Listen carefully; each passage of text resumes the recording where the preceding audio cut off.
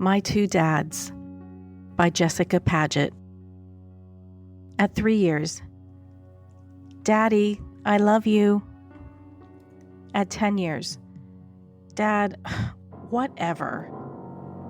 At 18 years, Dad, I'm leaving this house. At 25 years, Dad, you were right. At 30 years, I want to go to Dad's house. At 50 years, I don't want to lose my dad. At 70 years, I would give up everything to have my dad here with me.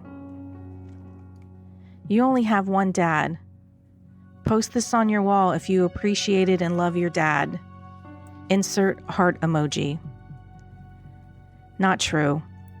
Some people have two dads, and I love both of mine very much. Love you, Daddy and Greg.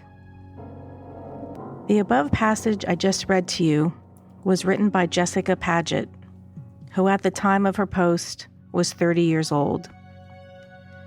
Jessica, like so many others, was the product of divorce when her mother, Danelle, and father, Thomas, decided to separate and divorce when she was a young child. Jessica was around the age of 11 when her mother, Danelle, and Robert Gregory Graff, otherwise known as Greg, began to date. And when Jessica turned 16, Danelle and Greg had finally married. Like I mentioned earlier, Jessica was a young girl when her parents divorced. And at that age, it's crucial for a young child to form a positive relationship with a new step-parent.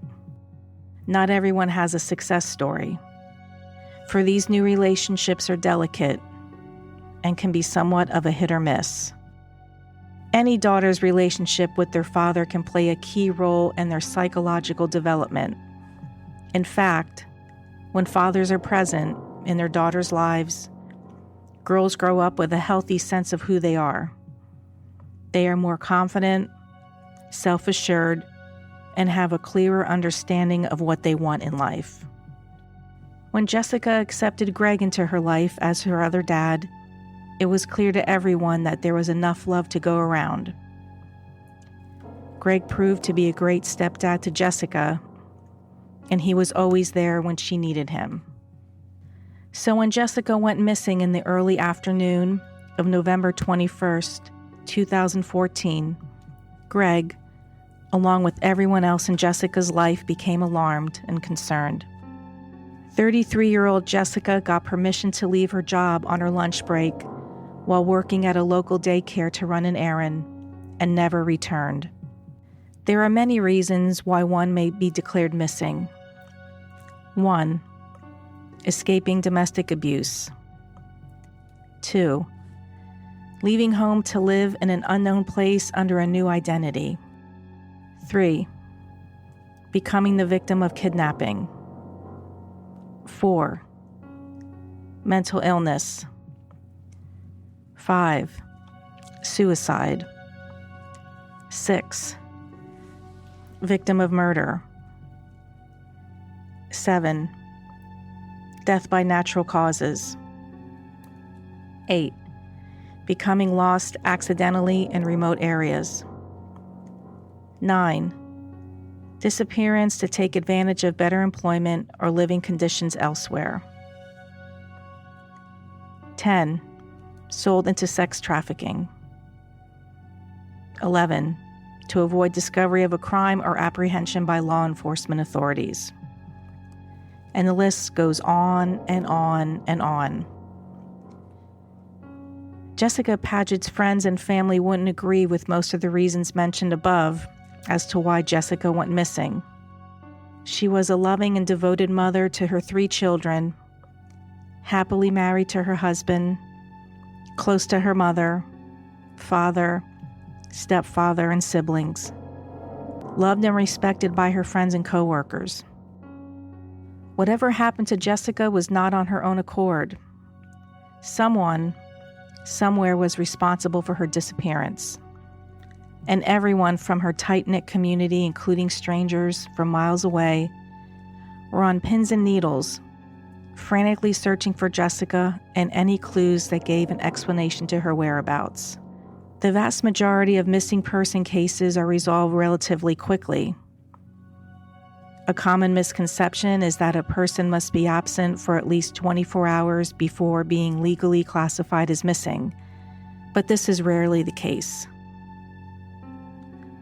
Law enforcement agencies often stress that the case should be reported as early as possible. That is why, within hours of her disappearance, family, friends, co-workers, and the Northampton Police Department acted swiftly in the search and whereabouts of Jessica Padgett. Her 2-year-old son Lexon attended the same daycare where Jessica worked. What would possess Jessica to not come back to work after running a short errand on her lunch break? Jessica was someone who empathetically went up and beyond for her children. She was so devoted, she even had a hard time leaving for her honeymoon, because that meant her 3 children would be left behind while she got to enjoy some much-needed relaxation with her new husband, Micah. Where was Jessica? And who was responsible for her disappearance?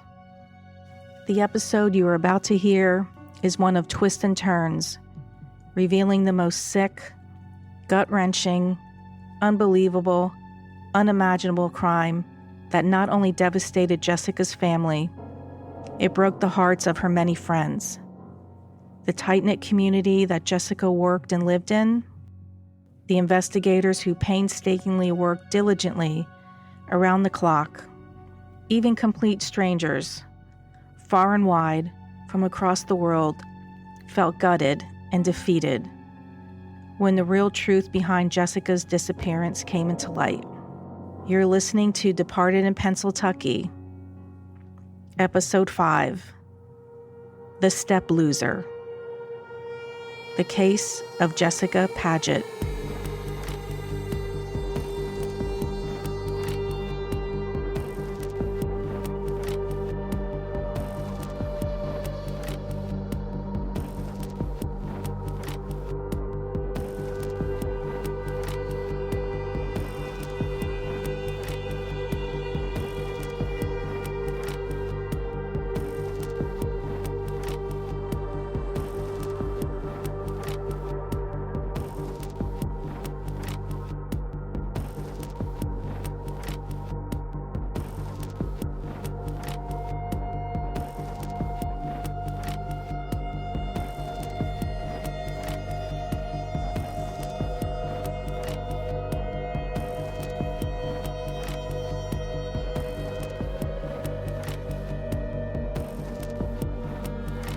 Date: November 21st, 2014. Location: Northampton, Pennsylvania. Northampton, Pennsylvania is approximately 7 miles north of Allentown, 61 miles northwest of Philadelphia, and 93 miles west of New York City. It is part of the Lehigh Valley metropolitan area, which has a population of roughly 900,000 and is the 68th most populated metropolitan area in the United States. With its population of just under 10,000, the town of Northampton could be described as the pit stop between suburbia and the rural countryside. Living in Northampton offers residents a dense suburban feel, with most residents owning their homes. In Northampton, there are a lot of parks and walking trails. And while most residents tend to be conservative, most would describe the town of Northampton as being quaint, quiet, and safe. Individuals and families who want to escape the city and stretch out, so to speak, move to small towns like Northampton, Pennsylvania. Described as a small, tight-knit community, the town of Northampton still maintains its traditions of yesteryear, while still being able to keep up with modern society. For example, the Roxy Theater, a historic 90-year-old theater, is one of the most beloved attractions that still brings in residents and people from neighboring towns.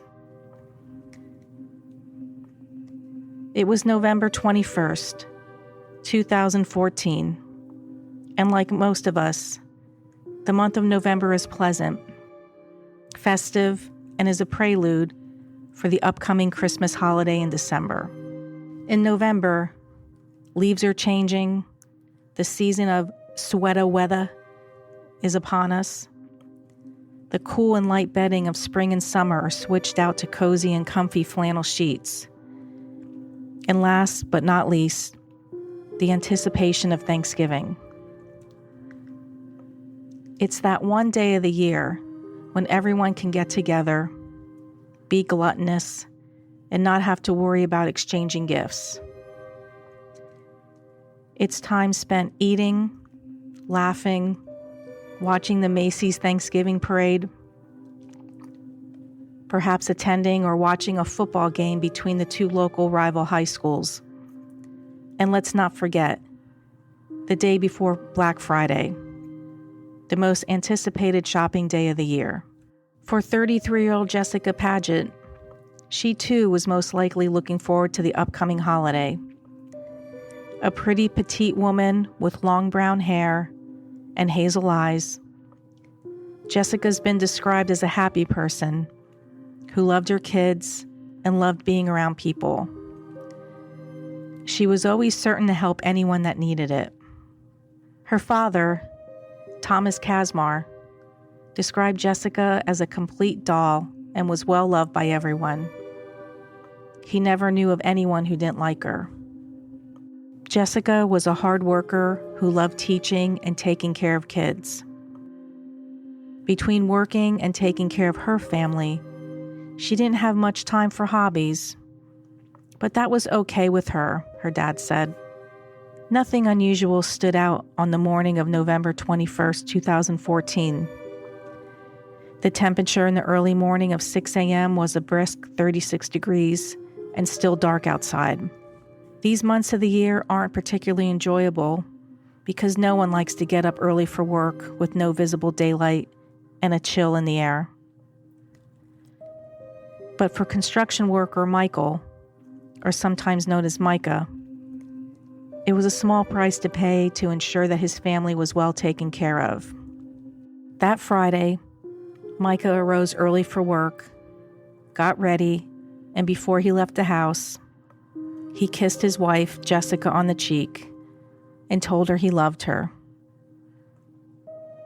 That would be the last time Micah would see Jessica alive again. Micah and Jessica had been together for 8 years and married just for a few months, marrying in September of 2014. Jessica was a devoted wife to Micah, and along with their new marriage and 3 children, Jaden, Colton, and Lexon. Even when Jessica and Micah's relationship hit a few bumps in the road, Jessica was loyal, and they both managed to make it through to the other side. Jessica considered her life to be perfect and blissful. Nothing made Jessica more happy than being a mom and going up and beyond for her children and family. She also loved being there to cheer her older children's baseball and softball teams on. That is why she found it so easy and enjoyable to get up each day with her children, make them breakfast, and get them ready and off to school. After dropping the 2 older children off at school, Jessica headed over to the Duck Duck Goose Daycare Center, where she was employed as a daycare assistant. Children and their overall well-being developed into a passion while Jessica was attending Whitehall High School's vocational program for childhood elementary education. She was also taking classes at Lehigh County Community College so she could get a degree in childhood education. Her position at the daycare was allowing her to gain experience in her field, and most of all, spend time with the children she loves so much. For her, it didn't seem like work, and every responsibility came so easily and naturally for her. It was like being a supermom and getting paid for it as well. The Duck Duck Goose Daycare is located at 1250 Canal Street in Northampton and serves residents in the surrounding Northampton area. The daycare has the capacity to accept up to 45 children, ages ranging from infants to 12 years old.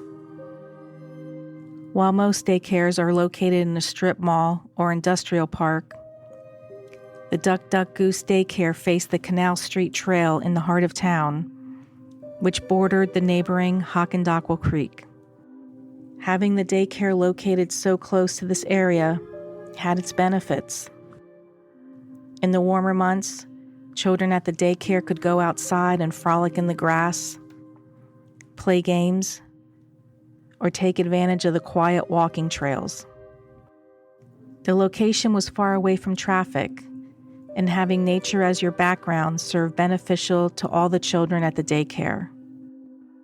The daycare proved to have the ultimate benefit to Jessica and her young son Lexon. Being employed by the daycare meant that her 2-year-old son Lexon was enrolled there as well. And what mother wouldn't love to spend all day with their child as they worked? For Jessica, it was a dream. First thing in the morning when she arrived at work, Jessica would bring young Lexon into coworker Patty Smith's room. As Jessica would drop him off, she would give Lexon continuous hugs and kisses, saying, "Goodbye, Mommy will be upstairs. I'll come down and see you later." And instead of saying the word kisses to Lexon, she would say, "Tisses, give Mommy tisses, give Mommy tisses." Coworkers said everyone could distinctively see the love Jessica had for him, as well as her other 2 children. Jessica's morning consisted of the usual duties that one might be responsible for at a daycare: preparing and serving meals, changing diapers, writing daily reports, recording attendance, engaging in play, assisting to put children to sleep, and overall, creating a safe and enjoyable environment for each and every child. These were the things that came to Jessica naturally. That Friday, November 21st, 2014, was a particularly busy day at the Duck Duck Goose Daycare. But Jessica needed to run an errand on her 30-minute lunch break. She needed to fax a healthcare form to a local healthcare provider, and Jessica asked permission from fellow coworker, Shannon Tumini, to leave the daycare and take the 4-mile, 10-minute drive to her parents' home, a home that her mother Danelle and stepfather Greg owned at 451 Covered Bridge Road in Northampton, Pennsylvania. Greg and Danelle were the owners and operators of Distinctive Fence, a successful fencing business that they operated out of their home. And unlike the scanning apps that so many of us have on our smartphones today, fax machines were still the preferred method of sending a form quickly. And using a fax machine was the preferred method used by Distinctive Fence. It was inconvenient to have to go to somewhere further like Staples or Office Depot, and having direct access to a fax machine was a quick and efficient way for Jessica to get things done. This was an active mom with a demanding job, and like most busy mothers will tell you, multitasking is the way to get things done. 451 Covered Bridge Road was located on the outskirts of Northampton, with it being the perfect amount of distance between the heart of town and lush countryside. Far away from densely crowded areas, but yet close enough for grocery shopping and other social activities. Covered Bridge Road is somewhat of a private road with very little traffic and very few homes on its path. The Hockendackwa Creek runs just before it, and surrounding the 7-acre property are lush fields and an abundance of mature trees. Greg and Danelle's home benefited from nearly no neighbors on either side, with their closest neighbors, Karen and David Gundrum, being about a half a mile down the road.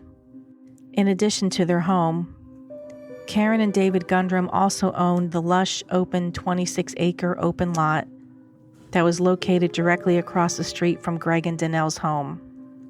This proved to be quite lovely, for Greg and Danelle always had the perfect landscape before them. For them, the location of their home was perfect. The home itself was a well-appointed 2,652 square foot colonial that boasted 4 bedrooms and 2.5 bathrooms with a walkout basement. The nice size in-ground swimming pool and the detached 2-car garage added to its attractiveness.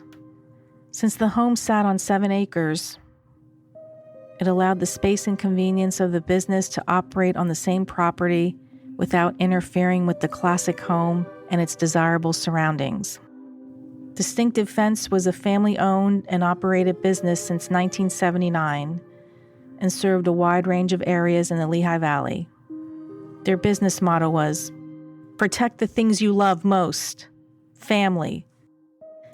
As a young man, Greg began installing fences as a second job, using his family car and strapping fences on the roof.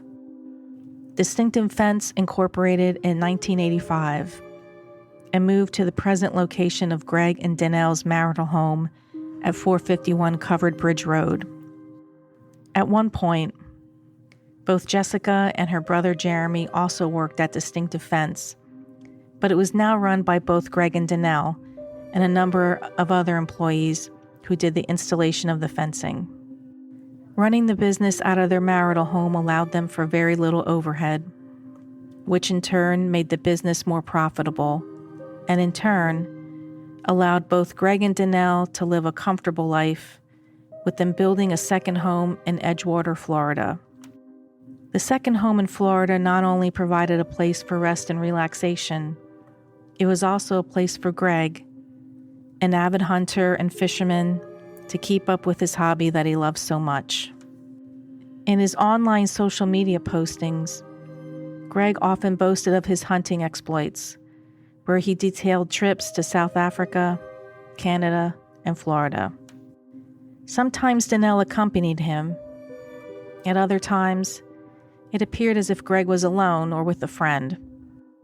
Regardless, hunting and fishing was a passion of his, and he proudly displayed animals he had hunted and killed, such as a 10-foot alligator. Commenting on his own picture, he wrote, "This was one of the toughest we have killed in a long time. He tried to jump in the boat and almost got my harpoon out of my hand. A little scary, but I love the rush." When someone commented on the photo and had asked Greg when he had the time to hunt, Greg wrote, "I work my ass off from April till September. Then it's time to kill." And although Greg was used to hunting large game animals and displaying his kills as trophies, he had a soft spot for his 2 German pointers, Nash and Jade. While most people their age might not be prepared for retirement or the next step in life, Greg and Danelle seemed to be ahead of the game, enjoying life and building their future for more exciting times ahead. The drive to her parents' home was a trip Jessica took often, and after heading out of the town of Northampton, the rest of the route is mostly rural, scenic, and somewhat peaceful. At that time of year, most of the trees' leaves have fallen to the ground, and the northeast's brisk weather brings an overcast gray to most of the day. Most likely, Jessica might have taken advantage of that short, quiet drive to get a few moments of clarity after leaving the hustle and bustle of the busy daycare. The trip Jessica took should have been quick, with her returning back to the daycare around 1:30 p.m. 1:30 p.m. came and went, with no sign of Jessica returning to the daycare.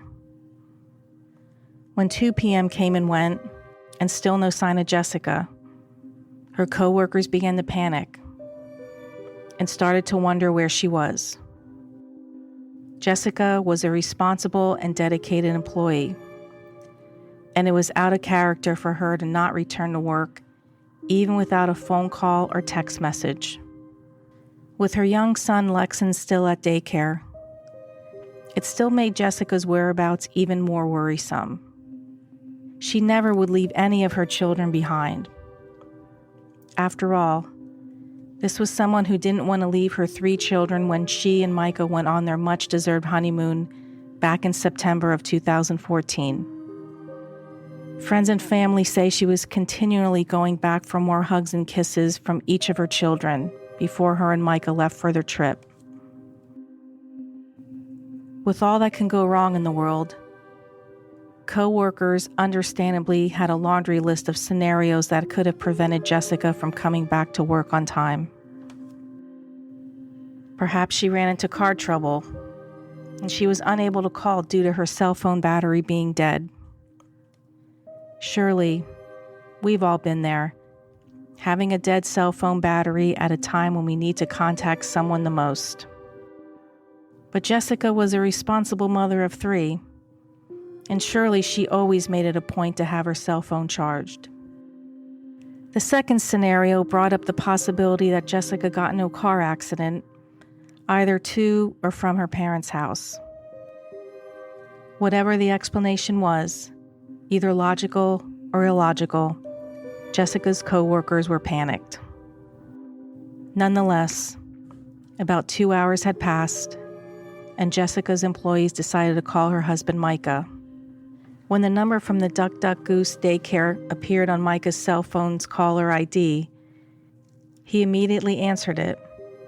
But he was surprised to see it wasn't Jessica calling, it was her co-workers, telling him that Jessica had left the daycare to run an errand and still had not returned. After hanging up with the co-worker from the daycare, Micah then called Jessica's phone, but it repeatedly kept going to voicemail. After several failed attempts to call Jessica, Micah decided to call Jessica's mother, Danelle.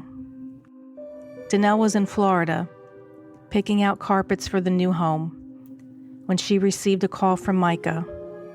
Micah relayed the information the daycare had given him, that Jessica had left to run an errand and had yet to return, and no one, including Jessica's co-workers and himself, could not get a hold of her. Micah had then asked Danelle if she heard from Jessica. Danelle thought that was odd, because with Jessica having 3 children, she always answered her phone. Danelle suggested Micah call Jessica's stepdad, Greg, which he soon did after hanging up with her. But unfortunately, Greg told him what he didn't want to hear. He too had not seen or heard from Jessica. Growing more worried by the minute, Danelle herself had called and texted Jessica around 100 times with no answer. Feeling helpless with being so far away, Danelle booked the first flight back home to Pennsylvania. Danelle felt if she was closer to Jessica, she would be able to find her. Now gone for 4 hours, Micah called the police and reported Jessica missing. Almost immediately, Northampton police put out an ATL, or otherwise known as an attempt to locate bulletin. Typically, it's a request that law enforcement locate, if possible, the subject of the ATL request, confirm their identity, their well-being, and their location, and respond with that information to the agency that asked the request. This happens frequently when a healthy adult person of sound mind has, quote, gone missing, but not under unusual circumstances. The ATL will usually hit a 50-mile radius, but within minutes of the ATL bulletin going out, officers quickly found out that Jessica was not found at any local hospitals, morgues, or jails. Rather than wait for authorities to find an answer, Jim Wilkins, a longtime friend and next-door neighbor of Jessica's, organized a search. The volunteers in the search for Jessica so desperately wanted to help find out what happened to a woman whose family and friends described as hardworking and extremely dedicated to caring for her family. "This was broad daylight," said Jim. "Someone needs to know where she is. She loves her children, works at a daycare, and would never leave children, especially of her own." Immediately, Jessica's family suspected foul play. "Jess, if you are out there, we are always going to keep searching for you," said family member Robert Minnick. Within hours after Jessica disappearing, more than 100 volunteers started combing through Northampton, handing out flyers with a photo of the mother of 3 and searching the streets and town for clues on her whereabouts. The flyer read as follows: "Missing, Jessica Padgett since 11/21/2014. 33 years old, brown hair with brown highlights, approximately 5 feet 2 inches. Last seen leaving Duck Duck Goose Daycare in Northampton. Last contact was by cell phone to her husband around 1 p.m. She was wearing a black hooded sweatshirt that says Duck Duck Goose Staff with gray sweatpants with white stripe down the side, hair in a ponytail. She was driving a white Subaru Outback, which was found unattended in Northampton. If you have any information, please contact the Northampton Police Department." There were 2 photos of Jessica on the flyer, one from her wedding day and another one from a casual outing with her husband. Both photos displayed Jessica's smile that everyone talked about. Among the volunteers was Greg, Jessica's stepfather since her high school days, a man she once described as a second father. During the search, Greg remained mostly in the background, offering to post flyers and drive around to help in the search for Jessica.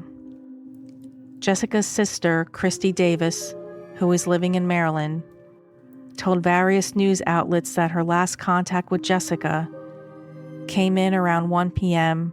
Friday, November 21st, 2014, when Jessica sent her a Facebook message. Christy was about to give birth to a baby girl in the next week, and Jessica told Christy she was looking forward to meeting her new niece. During the same message, Jessica told Christy she was on her way out on her lunch break to fax something. A distraught Christy didn't understand how her sister could just vanish in the middle of the day. She just couldn't comprehend it. Christy said, "She's fun. She liked to make you laugh. She's sarcastic and funny. She cares about her friends. She would do anything for anybody." Jessica was the person Christy would call for advice and a role model to her younger sister. Christy added, "This is the thing that is killing everybody. There is no way in the world she would ever leave her kids." Jessica's father, Thomas, was struggling to deal with Jessica's disappearance as well, and he said, "Everybody says you can't imagine. Well, you can imagine." Even District Attorney John Morganelli was concerned about Jessica's disappearance and requested to receive the most up-to-date information about the case and to determine whether additional resources were needed. He said, "I am deeply concerned about what happened to this woman, and I want to be sure that everything is being done to find her, hopefully unharmed in any way." In the meantime, police were able to obtain Jessica's cell phone information, and within 6 hours after Jessica went missing, a trace on her cell phone pinged in around the 300 block of Main Street in Northampton, approximately 1 mile from the daycare center. Normally, the phone tracking technology is accurate to within a mile, but given the time of day and that Jessica's phone ping came from a commercial area on a busy Friday evening, the search was slow going. A police officer was dispatched to the area to locate the exact location of where Jessica's phone was pinging. While heading south down Main Street, the officer looked to his left and observed a white Subaru Outback parked in the Dollar General store parking lot. The officer pulled into the lot and ran the registration plates. Sure enough, the vehicle came back registered to Jessica.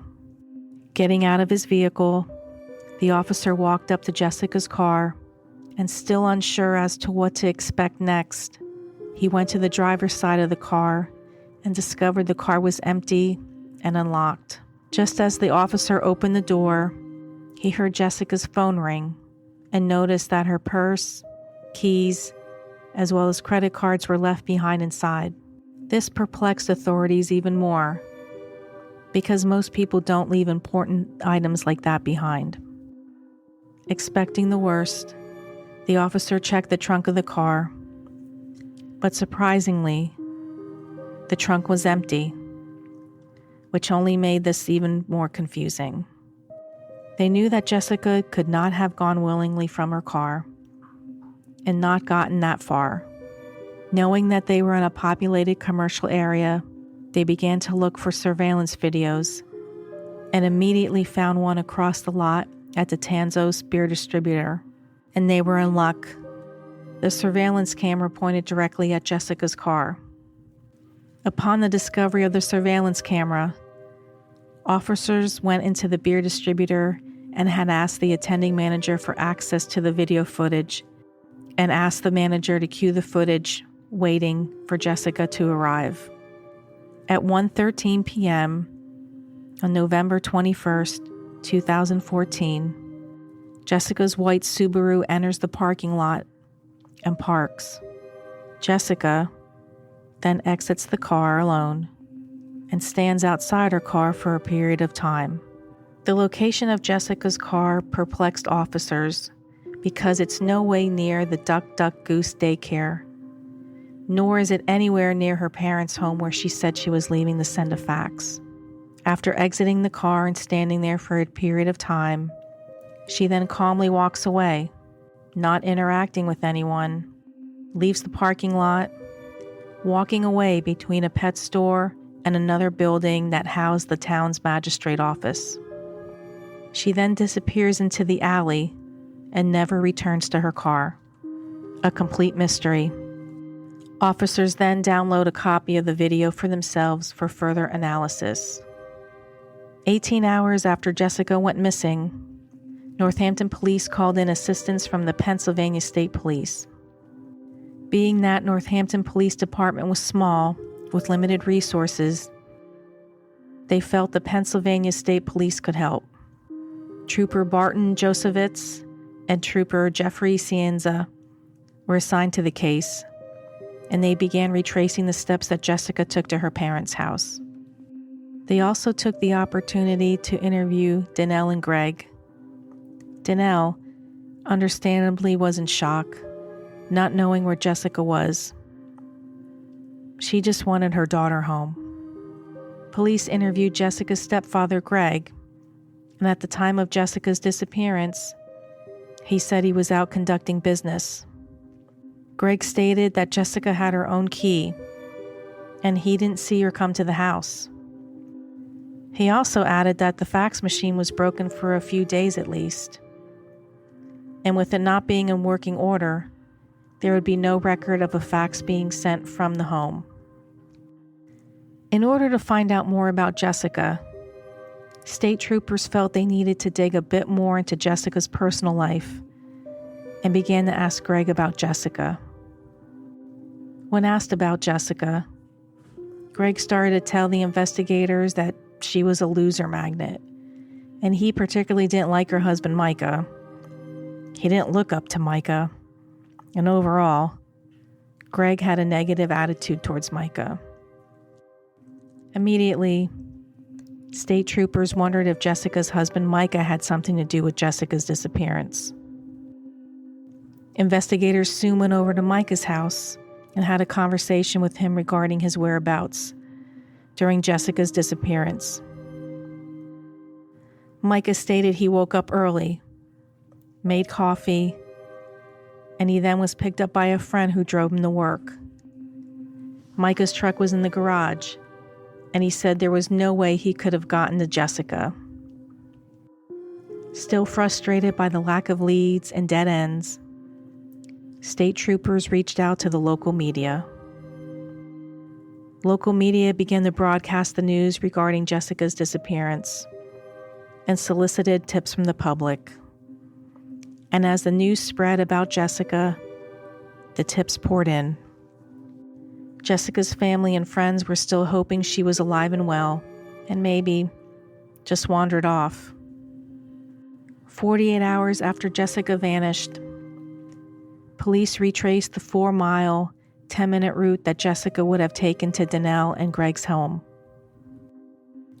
Police noticed it was a pretty much straight route to the Graff home and noticed a number of surveillance cameras along the route Jessica would have taken to her parents' house.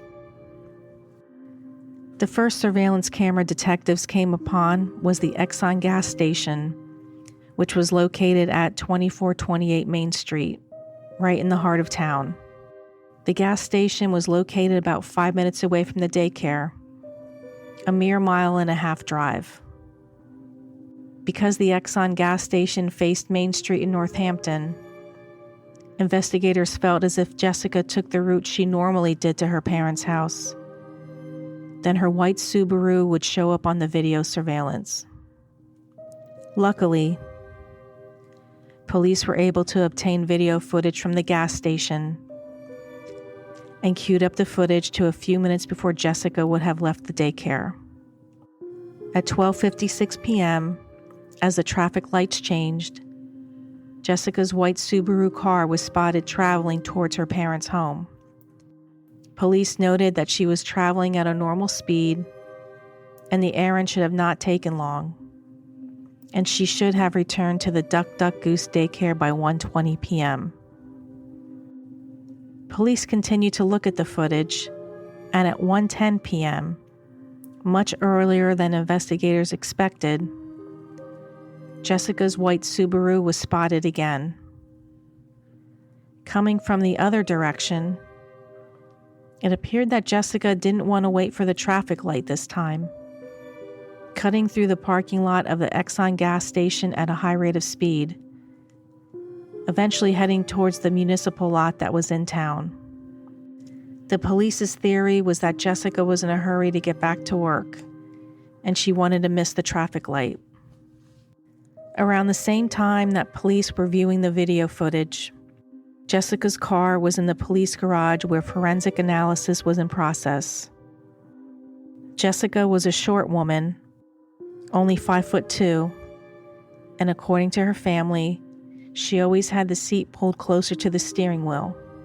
When police checked the position of her seat, it was exactly where it should have been. Bewildered, detectives reviewed the video footage from the Dollar General store parking lot, this time on a high-resolution monitor. When they cued the footage of Jessica's car, it appeared to be a much larger person exiting the vehicle this time, this person being at least 6 feet tall, not the petite 5 feet 2 inches that Jessica was. The person was determined to be a man and had stooped down for about 5 seconds on the driver's side of Jessica's car, and they determined that the person was moving the driver's seat forward.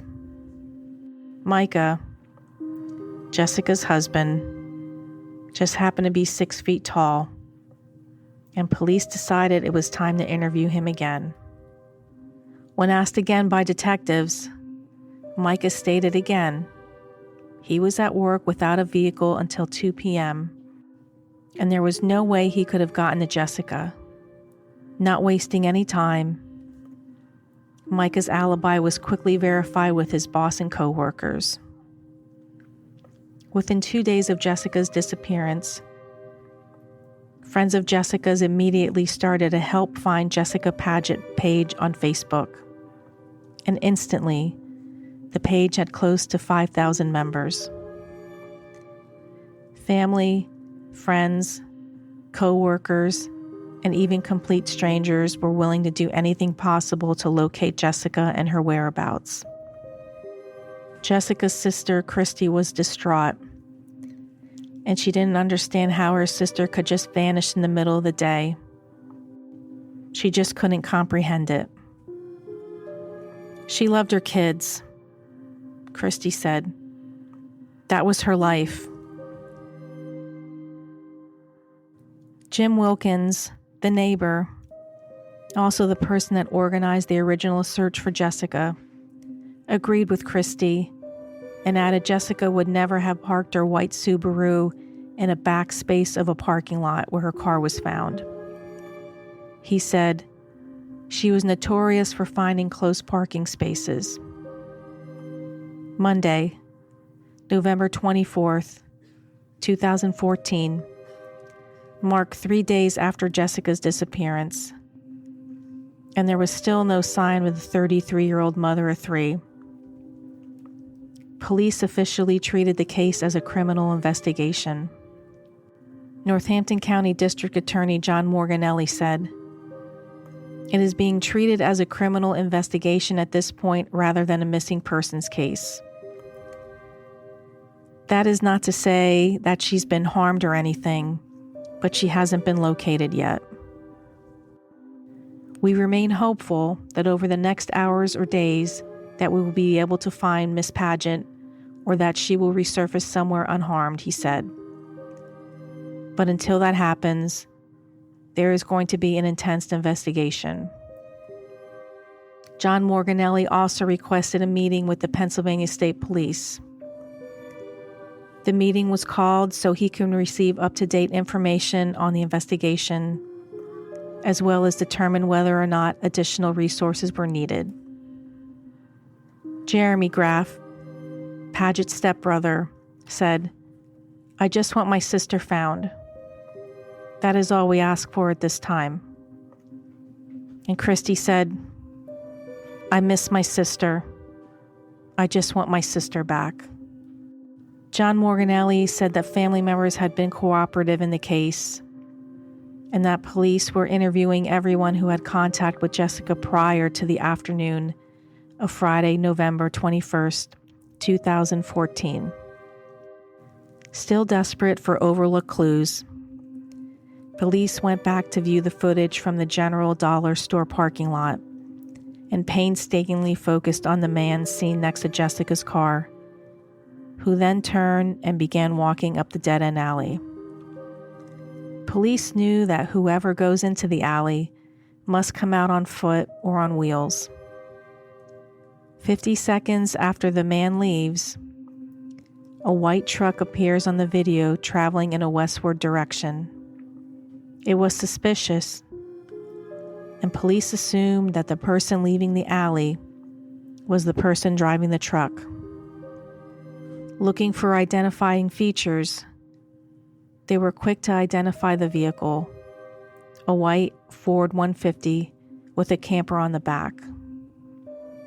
Footage was too grainy to reveal the plate numbers, but they were able to see that the truck had a black stripe on the bottom. In Pennsylvania, these types of trucks are very common, so tracking down the identity of the owner initially proved to be difficult. But then, one of the officers remembered seeing a similar vehicle at Greg and Donnell's home. And that truck in the video proved to be owned by none other than Greg Graff. Immediately, Greg is summoned to the police station, and he's asked again about his whereabouts on the day Jessica was murdered. He told investigators that he did drive his truck into town that day, but it was a coincidence that his truck was seen on the surveillance video. Greg told investigators that he had taken his truck to a service station behind the alley for repairs. He had asked his neighbor, Karen Gundrum, that same neighbor mentioned before.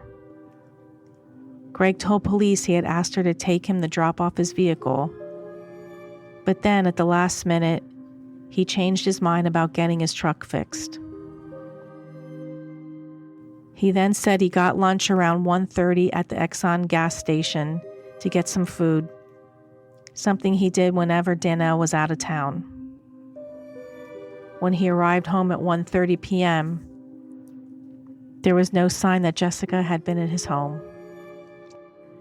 He then went on to say that from 1:30 p.m. to 3 p.m., employees of his company, Distinctive Fence, was coming by his house to pick up their paychecks. His workers, too, were interviewed, and they confirmed that Greg was handing out the paychecks at that time. But in order to clear Greg completely, detectives went back to the surveillance video from the Exxon gas station, and they noticed that Greg's truck drove right past the Exxon, never stopping for food like Greg told investigators he had. Sunday, November 23rd, 2014. Investigators then interviewed Karen Gundrum, that nice neighbor that Greg claimed to have given him a ride into town so he could get his truck repaired.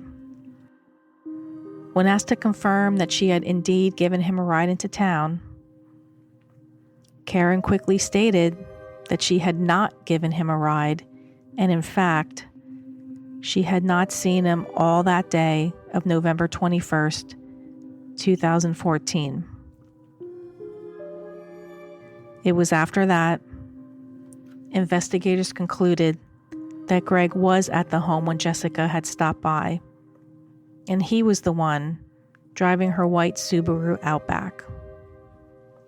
In order to put pressure on Greg, Pennsylvania state troopers sent out a separate team to Greg and Danelle's home in an attempt to get a consent to search the marital home, hoping to get more clues as to Jessica's disappearance. Even though it was hard, Danelle gave the investigators permission to search the home because she desperately wanted to know where Jessica was. One of the areas that investigators focused on was the fax machine itself. Greg claimed the fax machine was broken, but when police started to look at it, they found it in perfect working order. Trooper Jeffrey Cienza printed out the fax history, and when he did, he showed at 1:04 p.m. a fax was sent out from Greg and Danelle's residence to a local healthcare facility, and the fax had Jessica's signature on it. The printout of the fax history proved that Jessica was in the home the day she disappeared, November 21st, 2014, but again, there was no actual physical sign that Jessica had been in the main house at all. The home had a walkout basement, and detectives decided to search the basement for more clues. Upon a grim discovery, they found a bloody tissue in a wastebasket and suspected it was human blood. But even though the tissue had blood on it, it was minimal and not enough to prove that a murder was committed. Without sufficient evidence, Greg was temporarily off the hook. The following day, investigators returned to Greg and Danelle's home. They wanted to confront Greg about the bloody tissue found in a wastebasket in the basement. But Greg never answered the troopers' questions. Instead, he asked Trooper Barton Josephitz if he can go upstairs and grab a cigarette, and Trooper Barton went upstairs with Greg. Trooper Barton noticed Greg and Danelle's two German pointers, Nash and Jade. Trooper Barton's brother had a similar dog, and trying to keep the conversation light, he commented to Greg that he had nice dogs, and without missing a beat, Greg says, "It's a shame I'm not going to get to see them anymore." It was at that point Trooper Barton knew that Greg was ready to confess. Being faced with Greg being responsible for Jessica's disappearance, Danelle began to scream at Greg and demanded he tell detectives everything. At the station, Greg told investigators the unbelievable tale of what happened to Jessica on Friday, November 21st, 2014. Greg told police Jessica had asked Greg in advance if she could use his fax machine on her lunch break. He said that while Jessica was sitting at a computer chair with her back to him, he retrieved a gun from a nearby closet, walked up behind her, and shot her in the back of the head. Greg went on to say he then took Jessica's body and drug it to a back bedroom. Knowing he had a tight timeline, he then got into Jessica's vehicle, drives it to Northampton. All the while, he stated he was driving like a madman, eventually cutting through the Exxon parking lot. He then said he parked Jessica's vehicle, got out, and moved the driver's seat up to the original position that Jessica herself would have had the seat at. He said he did that so it would appear that Jessica herself was driving the car. He then went to retrieve his truck and headed back home, where his workers began to return to get their paychecks.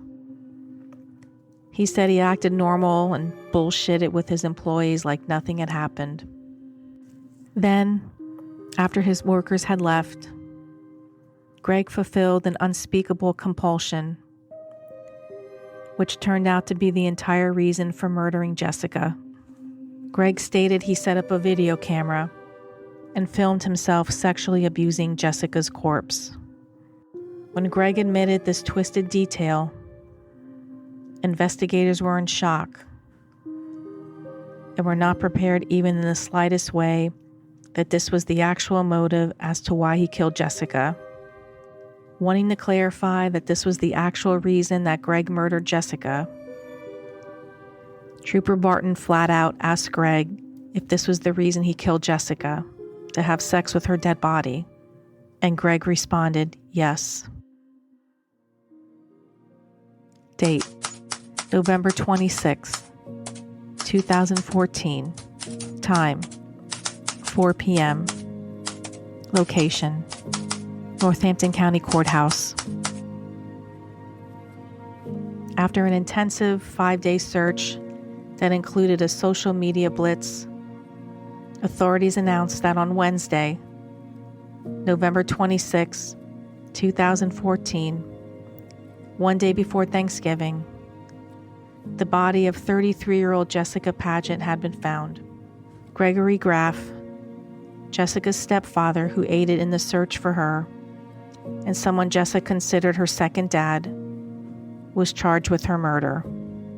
Through a family representative, Jessica's family said they were devastated by her loss, calling her a beautiful and vibrant young woman who was beloved. They thanked police, the media, and volunteers who had searched tirelessly for Jessica since she went missing. The world shines less bright today, her family said, and they asked that their privacy be respected while they grieve. Jim Wilkins, who was responsible for organizing the search for Jessica, said he now believed that Greg was using the search to keep tabs on the investigation and deflect suspicion from himself. Jim said, "This guy wasn't wasting his time searching for Jessica because he already knew exactly where she was. Everybody is taking things day by day, even hour by hour.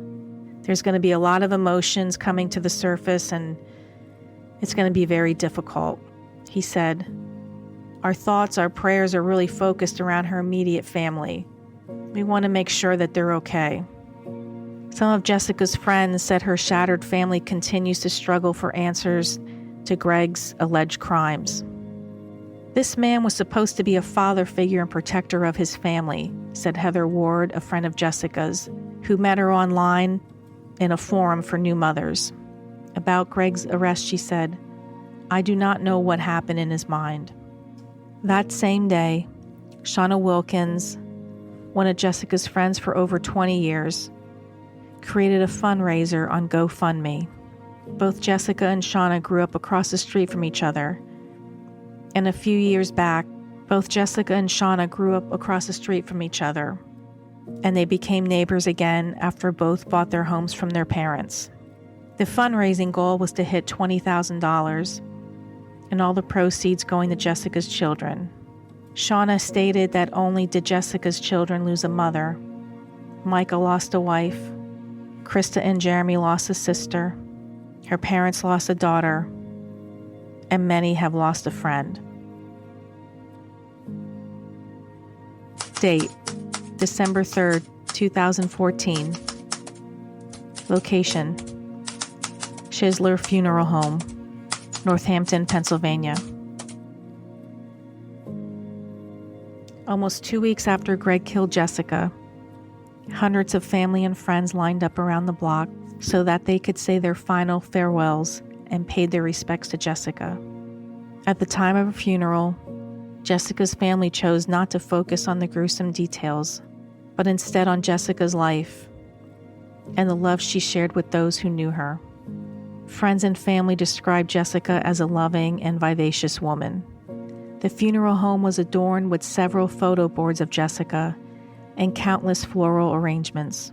One of those boards was created by Christy, Jessica's sister. The board she had created had around 120 photographs of them as children during Christmas and at each other's wedding.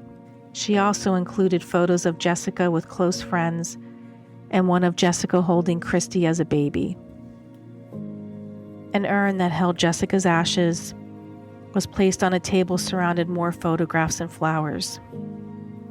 Some attendees at the funeral didn't even know Jessica, but they could easily tell who her sister was just by being there. Jessica's husband, Micah, and the couple's 3 children were present at the memorial service. In a pamphlet distributed to mourners, Micah had written inside, "Jess, you will always be my forever." Jessica's cousin, Jane Saylor, recalled fond memories of the pair's childhood, noting they were just 11 months apart in age. Jessica had a Cabbage Patch doll named Sarah, and that she would take her everywhere, and both Jane and Jessica would walk to the corner store to get baby food for the doll. When they both visited their grandparents, the duo enjoyed playing football in the street with the boys. Jane even made cupcakes for Jessica's wedding back in September of 2014, and Jane was grateful and happy to be part of that memory. Jane added, "I know she is my cousin and she's great, but the amount of life she touched, the fact that people are still walking in here 2.5 hours later after the service began, amazes me. And even when she was mad, she was still funny. And she didn't stay mad for long. She was a bright soul." Jane's fiancé, Robert Smith, said it was Jessica who first welcomed him into the family with open arms when the couple began dating more than 4 years ago. He said, "I never heard a bad word spoken about her. Every time I saw her, she was always smiling." Steve Jones, whose son was on the same baseball team as Colton, Jessica's son, said she always had an upbeat personality at games. Parents of children that Jessica taught at Duck Duck Goose Daycare said she had a passion for children and described her as a good mom, and they could easily tell what a loving mother she was. Another parent who attended Jessica's funeral had told Christy that Jessica is surely teaching children in heaven. At the time of Jessica's funeral, the GoFundMe fundraiser had already raised more than $10,500, half of the $20,000 goal designed for the family's living expenses. It was greatly appreciated by Jessica's family, since Micah didn't have to worry about the children at the upcoming Christmas holiday, nor having to worry about covering the cost of Jessica's funeral. Jessica's sister Christy, who was 9 months pregnant at the time, said Jessica's smile brightened up every room that she walked into. And Jessica was Christy's biggest cheerleader, and sadly, she's gone. Christy felt that Jessica was holding her baby at that moment, and a beloved move, Christy decided to honor Jessica by giving her newborn baby girl the middle name of Jess. Christy stated she knew Jessica was in heaven, and she hoped she saw how much everyone missed her and how much she is loved. Christy added, "I'm just so overwhelmed. I didn't know half of the people that showed up, but they all knew Jess and loved her. I think she's smiling down now from heaven at all the friends she's made over the years.